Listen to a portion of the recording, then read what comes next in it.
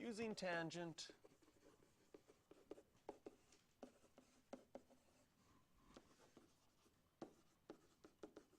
to solve for a side length.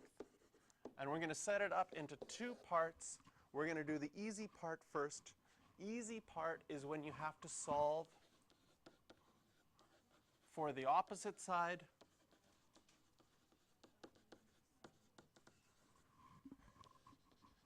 and you know the adjacent side.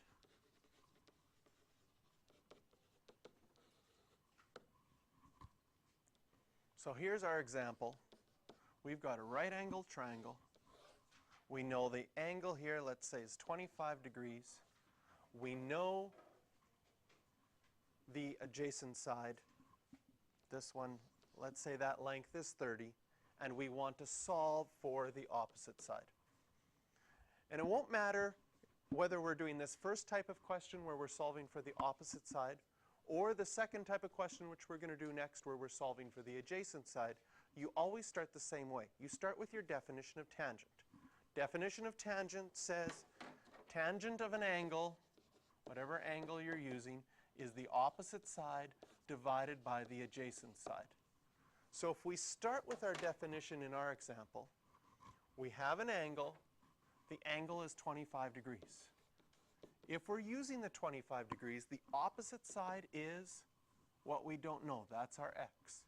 The adjacent side is the one right next to it. That's 30.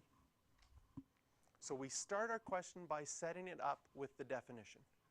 Tangent of the angle is our opposite side over our adjacent side. Then what we want to do is we want to get the side that we're trying to solve for, this x, by itself. Right now that x is on the top of the fraction. It's being divided by 30. The opposite of dividing by 30 is multiply by 30. So if I multiply both sides by 30, these 30s will simplify, and sure enough, I get x all by itself. So I'm going to rewrite this. And as soon as you get x all by itself, you can go to your calculator, type it in. 30 times tan of 25, just exactly like it showed up. Push enter, and I get 13.989.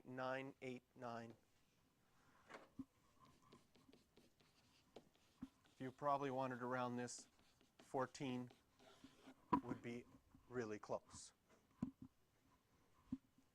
So this is an easier one of finding the two sides. Finding the opposite side is easier because it only took one step to get x by itself. Now we're going to look at the second type of question where you're going to solve for the adjacent side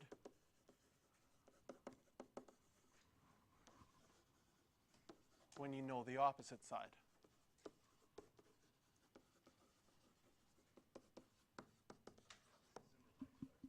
No, this is additional, making a little video here so that if you're stuck on this later, you can go back and look at this. So we've got another right-angled triangle. Here's our example. We've got another right-angled triangle. Let's say we know this angle this time is 35 degrees. We want to solve for the adjacent side. So this side we don't know. But we know the other side, the opposite side, is 22. Again, just like in the first example, you'll always start this with the definition. The definition of tan. Tan of any angle is the opposite side over the adjacent. So knowing that definition, we say tan, the angle we know is 35 degrees. The opposite side is 22. The adjacent side is x. This is harder this time because now our x is on the bottom of the fraction.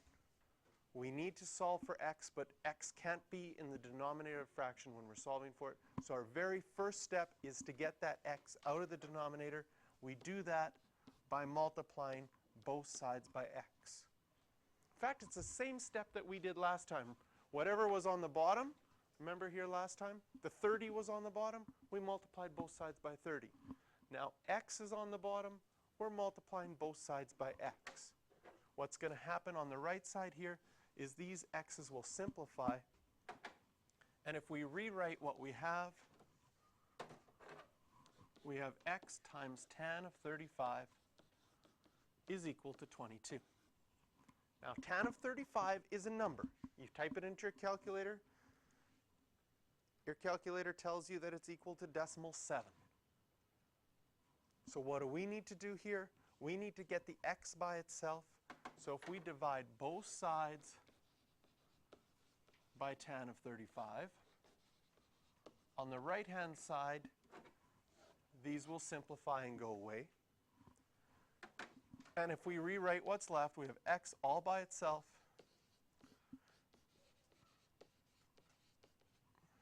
is equal to 22 divided by tan of 35. And so now we can go to our calculator. Now that we've got x all by itself, and we can type that in. What was it again? 22 divided by tan of 35. And we get 31.4.